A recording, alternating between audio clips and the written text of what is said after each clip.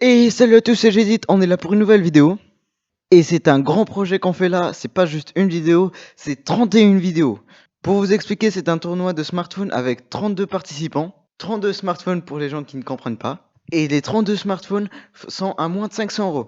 Et je crois qu'on peut partir pour le premier épisode, et donc le premier versus. Vu que pour les gens les plus perspicaces, si vous comprenez bien, il y aura une vidéo par versus. Allez, partons. Aujourd'hui, on verra s'affronter le Xiaomi 9 SE, qui est tout à gauche du ring. Et il sera contre l'Oppo Reno. C'est vraiment un truc de fou. On a le Xiaomi Mi 9 SE qui coûte 352 € aujourd'hui sur Amazon. Et l'Oppo Reno qui coûte un peu plus cher à 435 €. Des gens trouvent ce combat injuste, mais on verra si le Xiaomi Mi 9 SE vaut vraiment le coup par rapport au Oppo Reno. Et s'il faut vraiment payer plus cher pour avoir un meilleur téléphone, c'est ce qu'on verra. Partons dans le combat. Et on a l'Oppo Reno qui commence à se rapprocher avec son AMOLED 6,4 pouces et 402 pp. Monsieur le professeur, qu'est-ce que c'est 402 pp?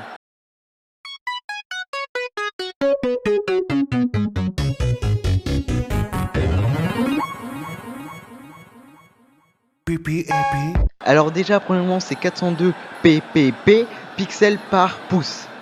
Voilà. Merci, monsieur le professeur. L'Oppo Reno a aussi une luminosité de 450 candela-mètres carrés, ce qui est plutôt dans la moyenne.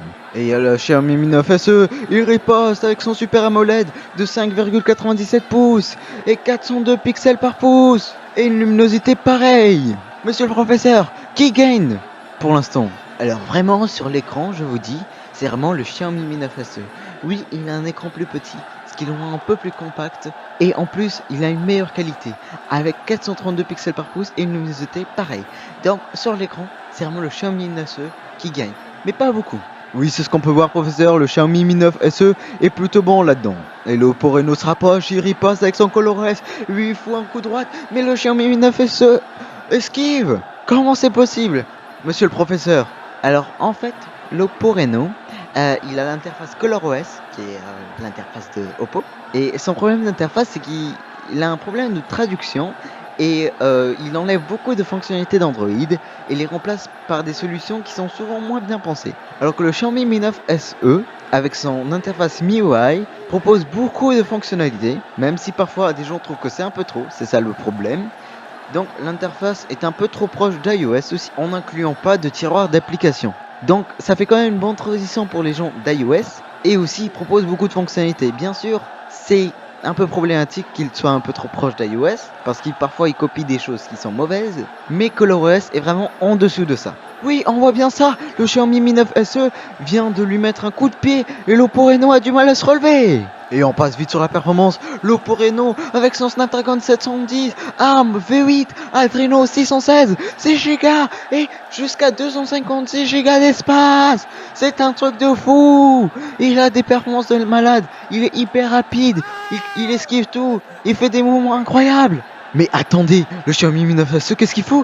Il est encore plus rapide, avec un Snapdragon 612, ARM V8, Adreno 616, 6 Go et jusqu'à 128 Go d'espace. Est-ce que sur ce combat, c'est vraiment le Xiaomi Mi 9 SE qui gagne, professeur? Alors, on va dire que oui, mais pas de beaucoup, encore une fois.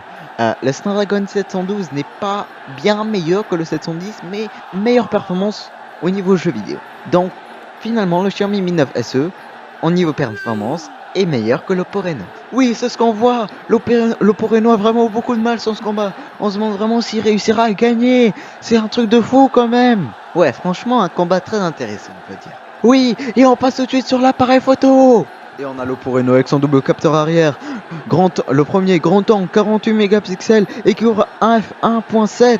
Et le deuxième capteur photo qui est juste un profondeur de champ et qui fait 5 mégapixels et qui ouvre f2.4. Il fait de bonnes photos en conditions lumineuses et même arrive à impressionner en intérieur. Mais la nuit, c'est pas trop ça, on voit bien ça.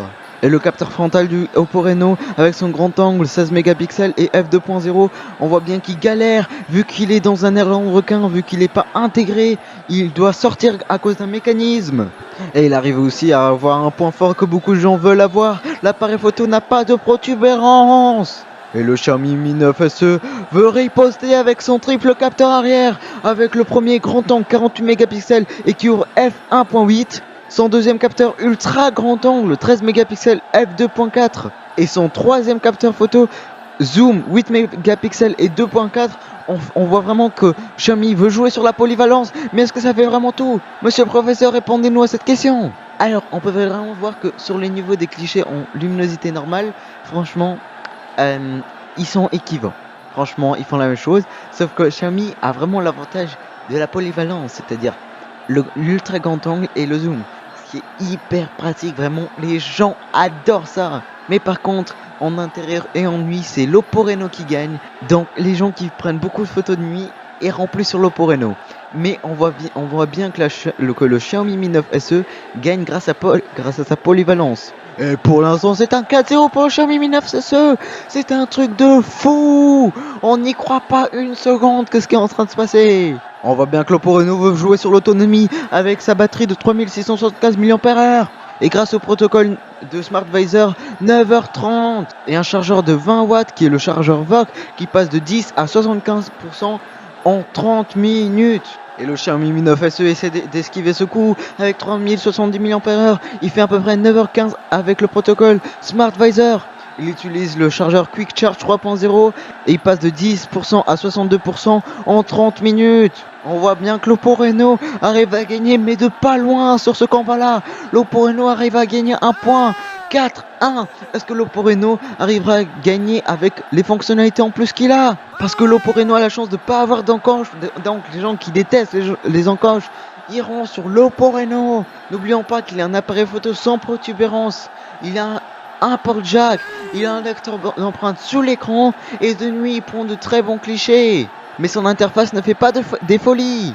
Et on a le Xiaomi Mi 9 SE. Il a un capteur infrarouge pour les gens qui veulent l'utiliser comme télécommande universelle. Il a aussi un capteur d'empreinte sur l'écran, même s'il est un peu bas. Il a une interface qui propose beaucoup de fonctionnalités. Il a une prise jack. Il a une reconnaissance faciale, ce que n'a pas l'Oppo Reno. Mais ce qu'on peut regretter, c'est qu'il a une encoche en goutte d'eau.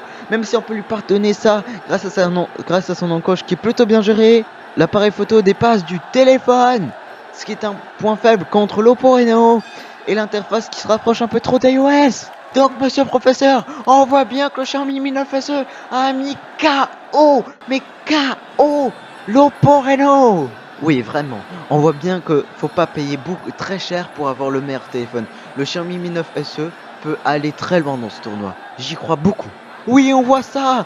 L'Oppo Reno qui était un grand défi à base et il part direct, c'est dommage. On y croyait beaucoup de fans étaient pour lui sans son encoche à 435 €. Vraiment, c'est un très bon choix si vous l'achetez, vous n'allez pas être déçu. Mais on voit bien que le Xiaomi Mi 9 SE est meilleur sur presque tous les points. Il le met KO. Merci d'avoir regardé ce combat. C'était un combat de malade et on se revoit au prochain combat.